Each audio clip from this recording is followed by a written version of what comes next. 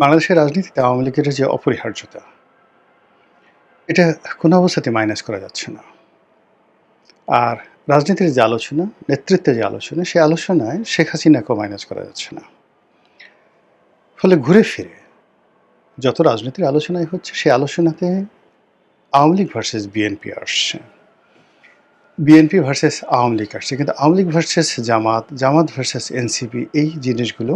আসছে না। ফলে কি হলো, বিএনপি, এনসিপি, জামাত, এদের সবাইকে মানুষজন মনে করছে যে এরা হলো মুদ্রার এপিঠ, কিংবা নদীর এক তীর। এক তীরের যেমন বসতি রয়েছে, পাড়া প্রতিবেশী রয়েছে,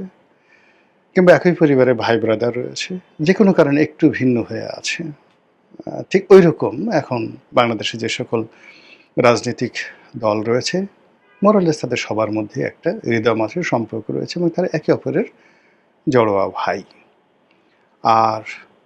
সীমান্তের ওপারে বলেন, জেলখানাতে বলেন, পদ্মা নদীর ওপারে বলেন,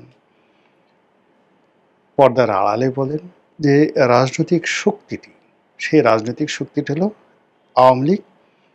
এবং তার সঙ্গে তার সহযোগী সংগঠন, এবং একই সঙ্গে তার যে সকল রাজনৈতিক মিত্র ছিল, জাসদ, ওয়ার্কার্স পার্টি, জাতীয় পার্টি, এরপর হেফাজতের একটা বিরাট অংশ, অন্যান্য যে রাজনৈতিক দলগুলো আছে,